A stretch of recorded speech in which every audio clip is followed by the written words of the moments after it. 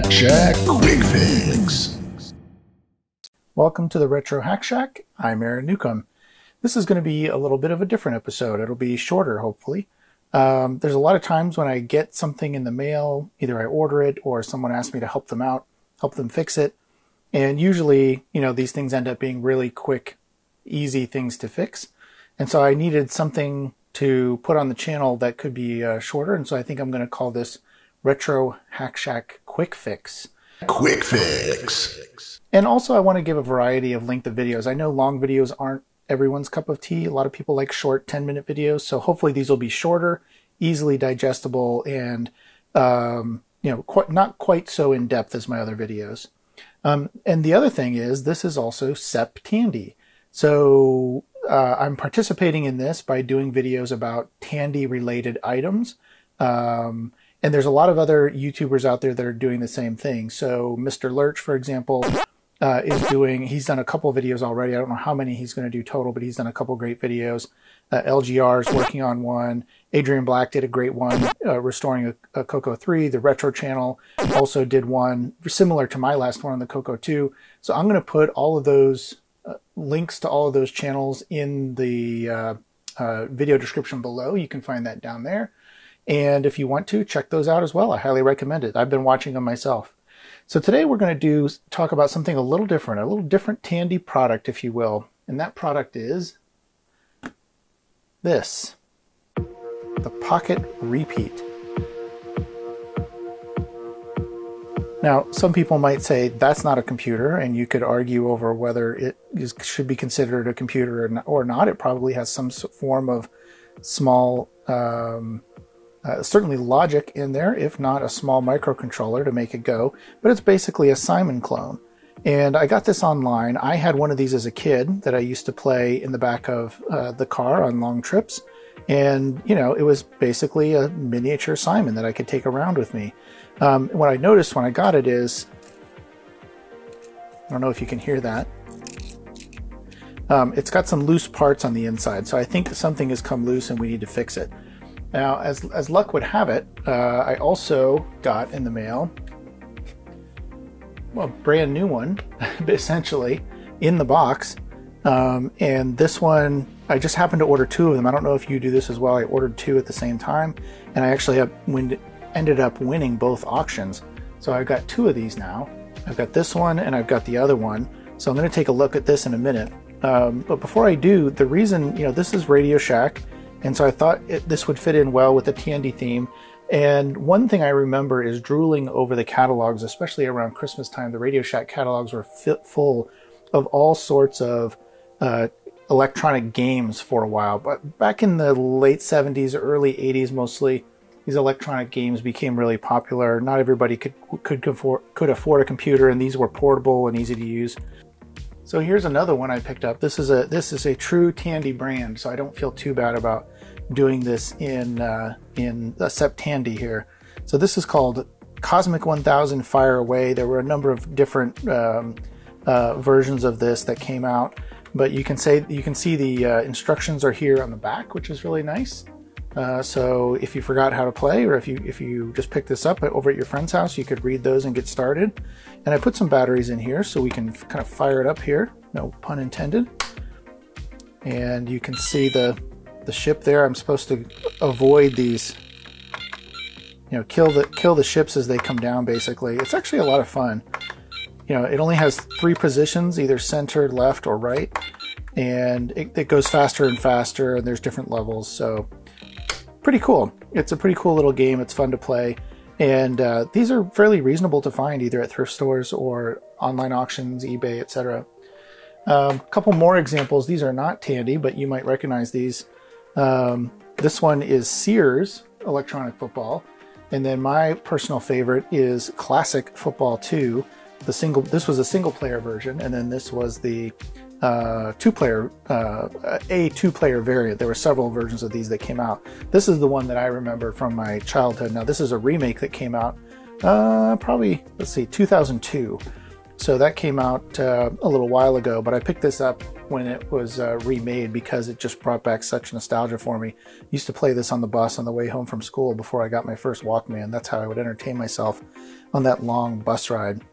So let's go ahead and take a look at this. First, let's carefully open up the one that's in the box here.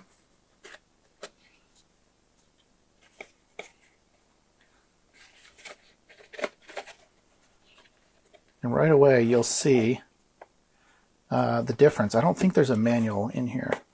Could be wrong. Oh, yep, there's a manual. There we go.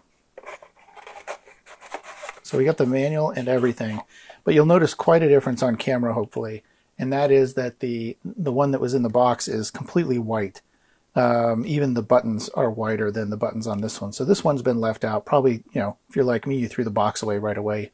Probably Christmas Day when you opened this up, the box went in the trash as you were cleaning up your mess from opening presents. So this one's a lot whiter, and it should be working. The nice thing about having this, though, is, I don't know if you can hear, there's no rattle. I can't hear anything.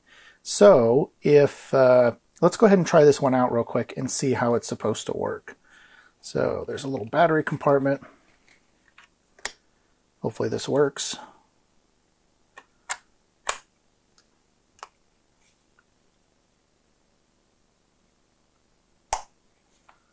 Maybe. There we go. So there's a little battery compartment if we turn it on. There we go. I was worried for a second that this one wasn't going to work either. Let's put that up in the middle. So it's just a Simon game. You can press game 1 or game 2. I'll press game 1. And then you just follow along.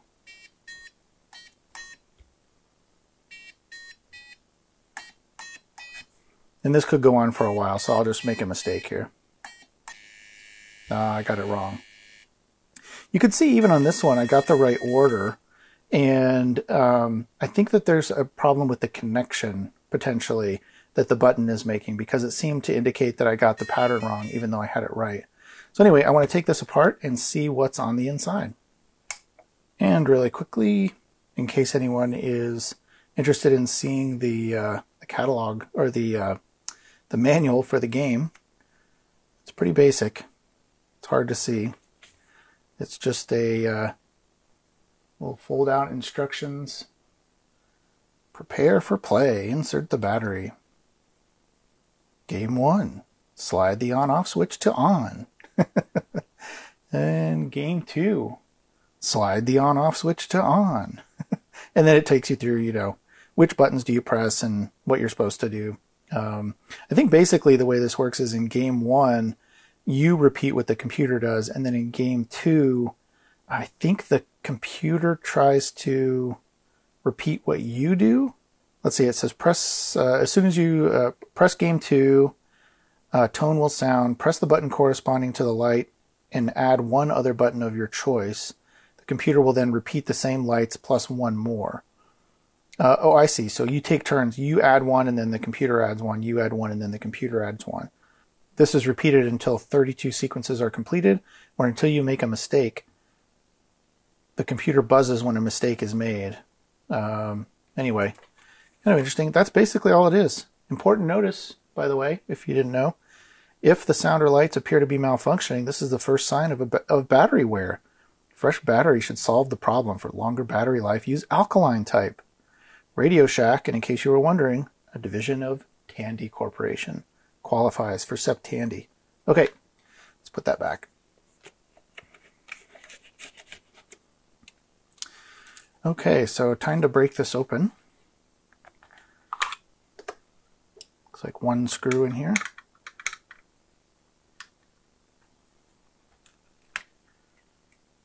And that's it.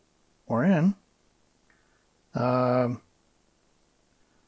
That's interesting. There's a spring on this side. I don't know if they get the camera to focus. Maybe if I bring this up to the same level. You can see there's a spring right there, a little spring. That's kind of interesting. I wonder if that makes a ground connection or something. I don't know what that would be for. Find out. So there we go. Oh, I can see right away what's wrong with it. These little switches have come off. Let me get a close-up of these.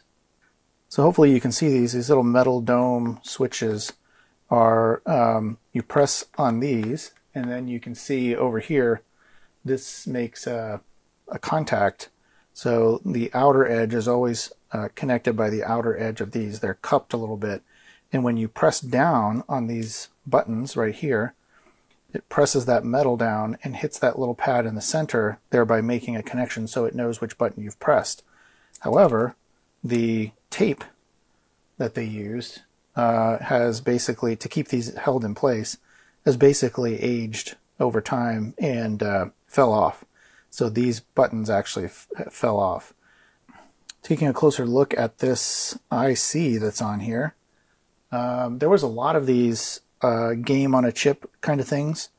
Even Pong was converted to a single IC, well, essentially a single IC. It was an IC plus some passives like this.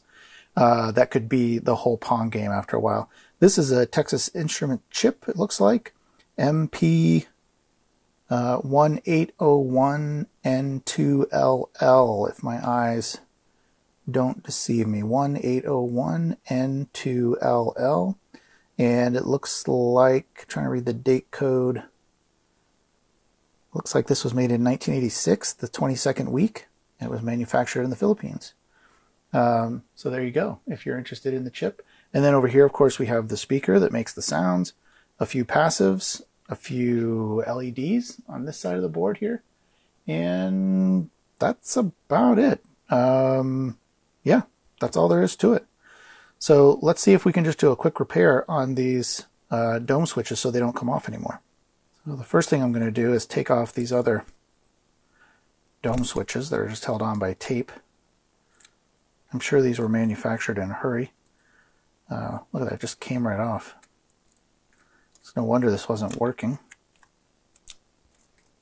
And then I'm going to clean this up a little bit, and I think what I might do is just take these switches, if they will solder, I might just solder one edge of it onto the edge of the outside edge of this pad here on the PCB, and just see if that'll hold it in place.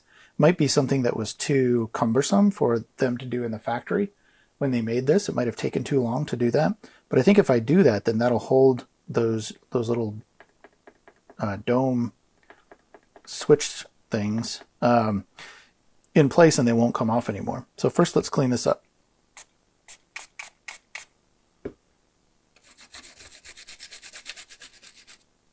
There we go, a little IPA does the job.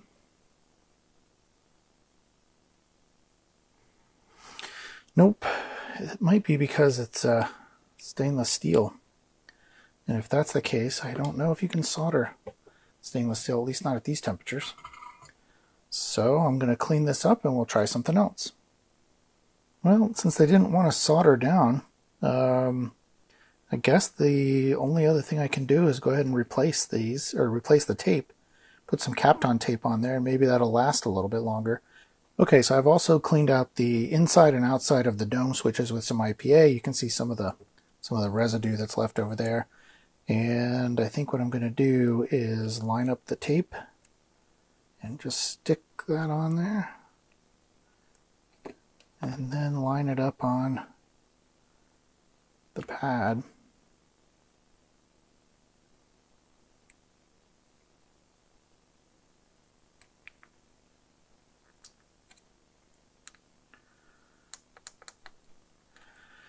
And I'm just trying to line that up as close as I can so that this makes contact with that little spot in the middle of the pad.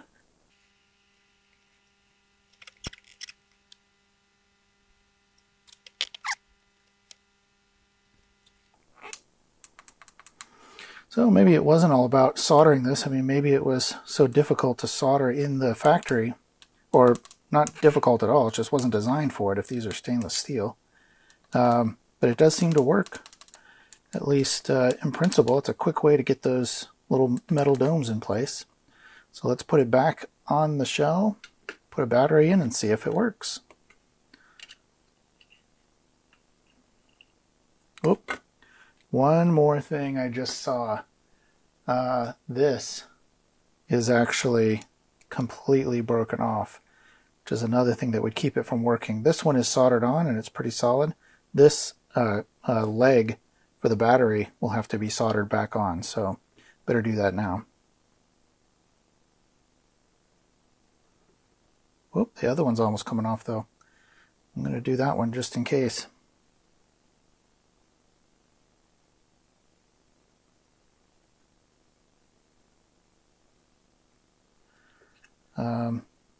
Yep, those look okay now, nice and strong. There we go.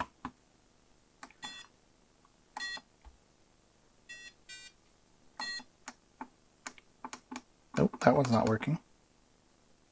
That's interesting. So remember I mentioned there was this spring here, and that spring, when you turn it over like this, makes contact with this pad right here on the board.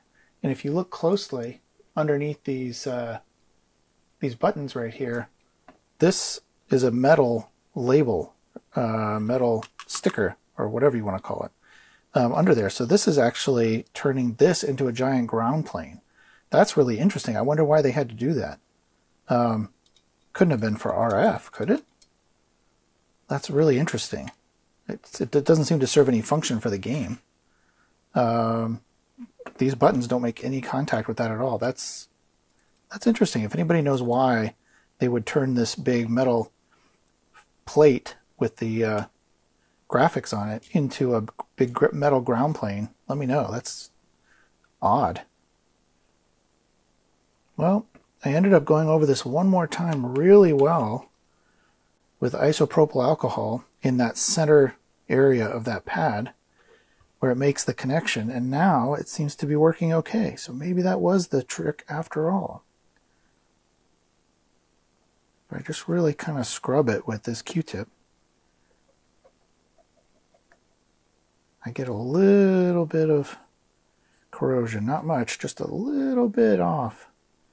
And that's all it takes. And then I do the inside of this dome really good. Let's see if that's working now.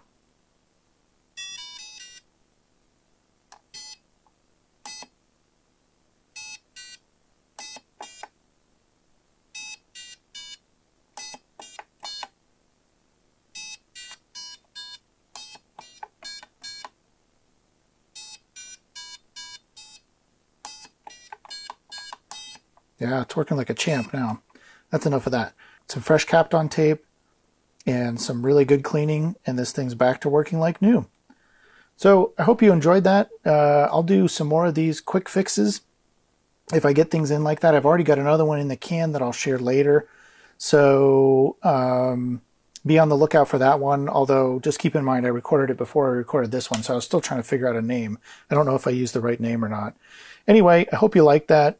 There's been a lot of subscribers from my last video, so please keep subscribing if you haven't already. Like this video, share it with your friends, and most importantly, leave comments. I've gotten some great comments about, oh, you could have done this, you could have done this. That helps me learn. I'm really just a hobbyist at heart. So if you've done this kind of thing before and you have little tricks or tips, share it in the comments, because that not only helps me, but it helps everybody that looks at those comments as they watch my videos too. So with that, thanks for watching, and we'll see you next time.